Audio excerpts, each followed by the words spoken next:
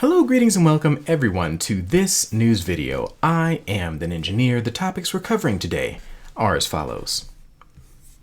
Yay, horn sounds. Swedish battery cell simulator. A fair bit better. Tello Myths debunked. Cali is 2/3 renewable powered. Power prices expected to increase. Grok on Teslas. Q2 EV truck sales in the US. Chris Anthony answers the hard questions. And Aptera on ABC 9. Let's get started.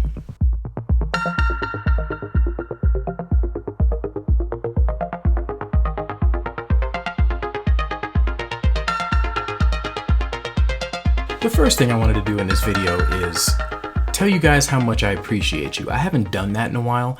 I've given a lot of attention to the trolls, and I feel like I've kind of left my fans in the dust here. So I just wanted to say you guys are still phenomenal, still fantastic, still doing all of the wonderful YouTube things. I am consistently impressed and delighted by the fact that there are so many people that are willing to listen to this rando of all people talk about the wonders of the electric energy revolution. So I really just want to thank you guys for tuning in week to week and making the channel what it is, really, because a lot of the stuff that I talk about is in response to things that you guys say in the comment section. So even though the trolls get a little bit more of my attention when it comes to how long I have to type back to them and that kind of stuff, the people that are supporters of this channel are really the people who make the channel what it is, and that will continue to always be the case.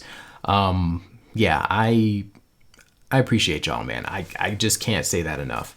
So yeah, without further ado, let's go ahead and jump in. All right, so something I have personally been waiting for quite a while is Aptera to show off their horn noises. They did so on a post on X that was also put on Instagram and their other social medias. I have the link for X down there, but I'm probably going to put the other ones there as well so that people that are less than thrilled about certain people in the news right now can avoid using that platform. Oh, by the way, it is worth mentioning that I think that their horn sound is fantastic. It is a lot chunkier than what I was expecting. I was expecting something like a little Roadrunner situation, and even though this is very Roadrunner reminiscent, it's more like Roadrunner's, uncle or something. Like he's a little bit stockier, a little bit meatier to the horn. I like the horn, is what I'm trying to say. I don't know why I chose to put it that way, but anyway. Cool horn sounds. Yeah, good stuff. All right, so this is actually kind of a confusing bit of news because there's a lot to go into here. What I'm gonna do is I'm going to leave the link for the video down in the description where I normally leave this stuff, and I'm gonna kind of give you the broad strokes of what's happening here. So there's a Swedish battery firm that uses simulations to increase the range of their tested eVTOLs by fine-tuning the chemistry, changing the battery's size or dimensions and that kind of stuff. They can do this stuff in a computer simulation instead of having to iterate over and over again in real life. So instead of having to build 50, 60, 70 batteries, they can build one battery after they've tested the 50, 60, 70 batteries in simulation. The reason why this is amazing, besides the cost savings, is the fact that battery chemistries specifically are really, really hard to model in computers, mostly because of the vast quantities of variability and different types of calculations that have to be done. Some people were saying that this type of computer modeling would have been better done on something like a quantum computer, but because they are able to do this stuff on a regular computer now, some of the people that are skeptics when it comes to quantum computing tend to think that we can probably just use AI to supplement computers that we have now and just skip the whole quantum computing thing.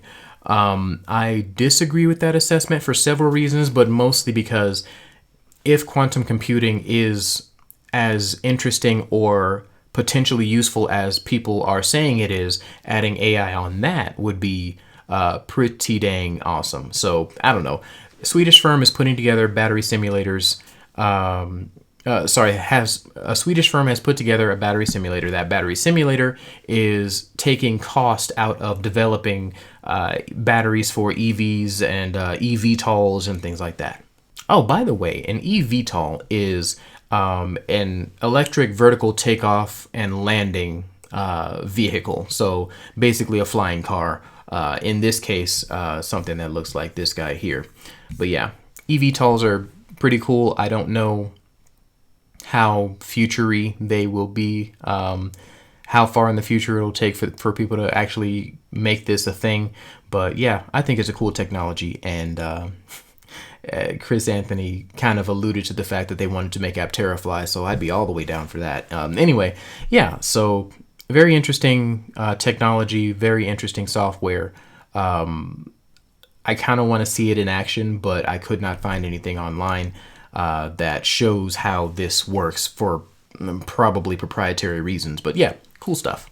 Okay, so Out of Spec Review actually tried to clean up their mess a little bit when it comes to their debacle with the original Aptera related video where they did all sorts of really cringy stuff. The gentleman that does this video does a really good job on the history of Aptera. He, of course, skips over some things because he needs to get to the main meat and potatoes of the video, which is explaining what Aptera is and how this particular gentleman interprets their business model and how likely they are to succeed. Now, to be fair, this man is skeptical, but his skepticism is founded in logic that I can get down with. To figure out what that logic is, I would say watch the video, but it is a very good follow-up or cleanup to what they did for the previous podcast situation. So I'm going to give them their props, even though I don't necessarily appreciate the fact that they could have literally done a few more Google searches. And long story short, this is better. More of this, please, Out of Spec. Thank you. All right, so Tello put out a video where they talked about the myths that are with respect to Tello. People think they look at Tello and they say, oh, this is, a small car. It's going to, do this, that, and the other. It's going to be this, that, and the other. It can't be as practical as the this, that, and the others of the industry. So this video does a really good job of going into detail about those things and debunking them in a very fun way. So I would say check that video out as well. Okay, so this is kind of a big deal. I don't mean kind of a big deal. I actually mean a gigantic deal. In a historic first, California powered by 2/3 clean energy, becoming the world's largest economy in the world to achieve that milestone. For the U.S.'s faults when it comes to our transition to renewable energy and things of that nature, there are some very bright spots in the country when it comes to producing a clean economy. California is one of those examples because, as the article title states, they have put 2/3 of their energy grid, have made 2/3 of their energy grid completely powered by clean energy like wind and solar and hydro and that kind of stuff. They have transitioned most of their economy to a clean economy. And that is noteworthy because California is, I think, the 6th largest economy in the world or something like that. I don't know the exact numbers. I'm probably going to throw it up on the screen or something. Probably like right. Oh my gosh, the pointing. Probably about like right there in that area. But yeah, it's amazing to see that we are pushing still, even under the guise of tyrants. But yeah, it's amazing to see that California is still pushing to this goal and has gotten so far in this pursuit and endeavor. I can hardly wait for the time frame when the entire country is more or less powered by renewable energy, because that future is on the way. Oil companies are going to go kicking and screaming for sure, but it is very possible to reach where California is countrywide. So I'm looking forward to that day.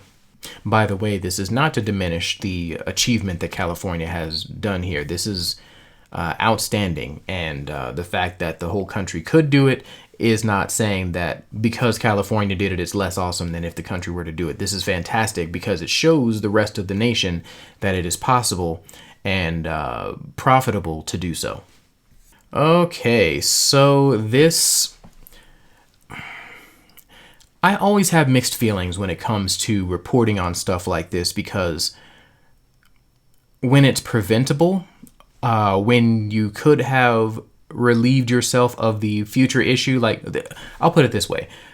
If somebody is, building a house and they are hammering the nails one by one manually on their own with a sledgehammer, with their foot right next to the nail, if the individual hits their foot instead of the nail with that sledgehammer, in my head, it's like, okay, you should have known better than to have your foot right next to the nail. There were probably people of different ideological beliefs telling you that your foot was too close to this nail and you ignored them. There are probably ways you could have avoided this situation, but here we are in this situation. When we come to situations like that, it is really, really hard for me to find empathy. It might be a character flaw in a way that I am this way, but basically when somebody does something that doesn't make sense and they were told and informed and given good fact-based evidence that this is going to happen, and then it happens, and then people suffer as a result, my brain is not wired necessarily to feel bad for those people.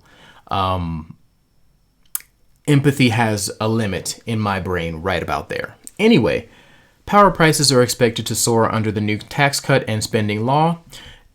As you can possibly guess by my intro to this particular story, the people that are going to be most affected are people that live in Republican-led states.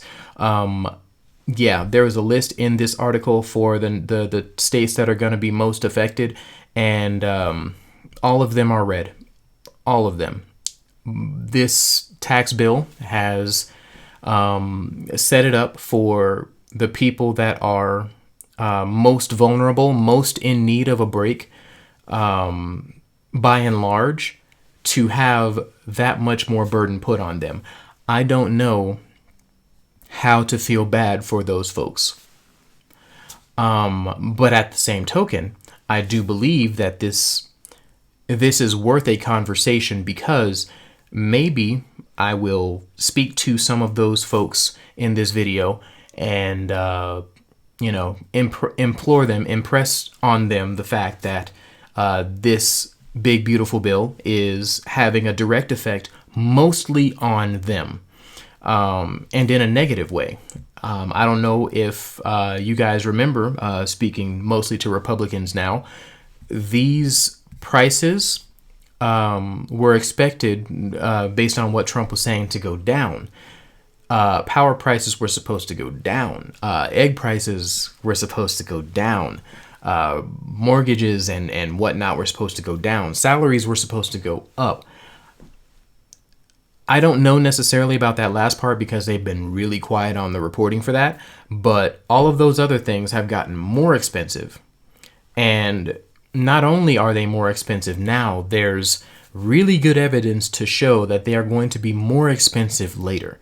So, not more expensive like rising with inflation more expensive, because that's expected. I'm talking about increasing twofold, threefold over inflation, which is literally corporate greed running wild. And all because this bill allows for it, encourages it even.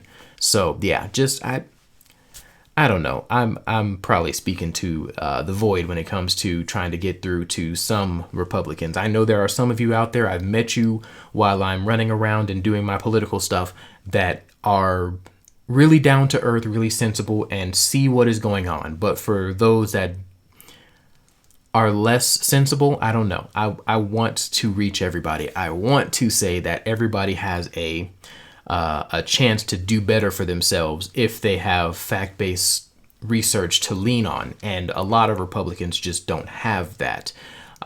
So yeah, this is fact-based evidence here. You guys can check out this this article. You can look at the links that they put in this article, because they did put pretty good stuff that you could search and click on and whatnot. So please check this out. Look at what is going on here and understand that this is the direct result of the bill that was just passed. So I'm not going to harp on that anymore. Yeah, power prices are higher in most red states.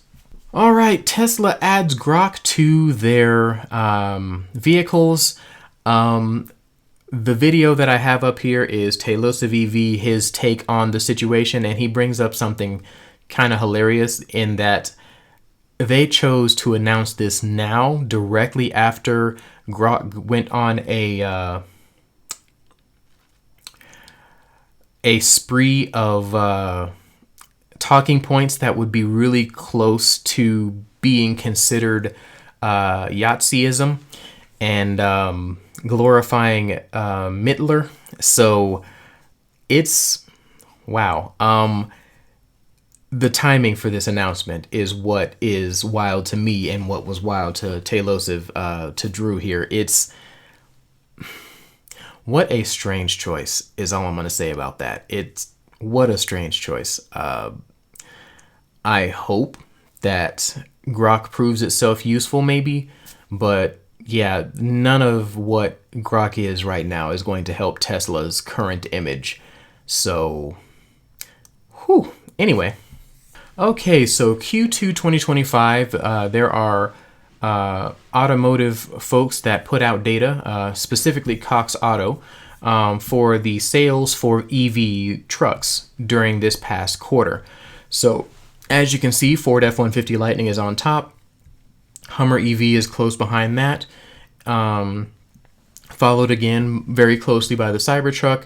And it shows the year-on-year increases or decreases thereof. Yeah, it's interesting to note that several of these truck companies have gone down in their year-on-year sales. The largest decrease is the Cybertruck. Do with that information what you will. The largest increase is the Hummer. Again, do with that information what you will.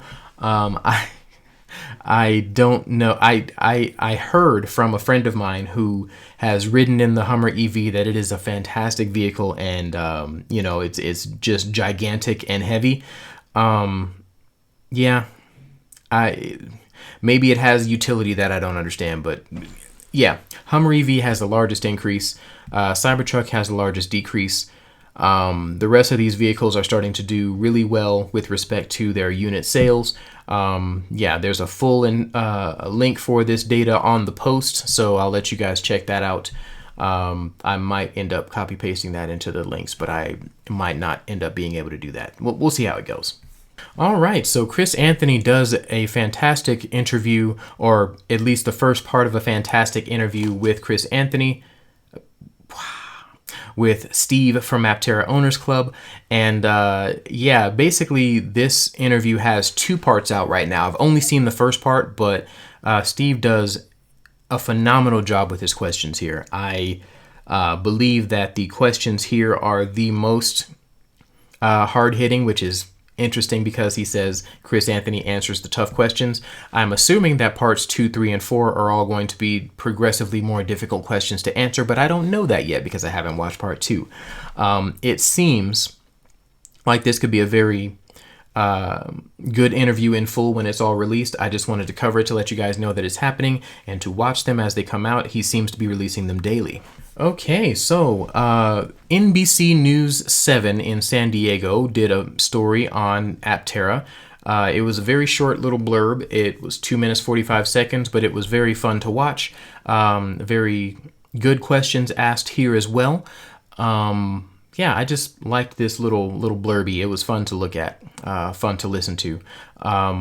Yeah, just reporting on it because it's fun. But yeah, that will about do it for this video. Thank you guys so much for watching. I am the Ninjaneer. If you like this video, please do all of those YouTubey things. I will catch you guys next time.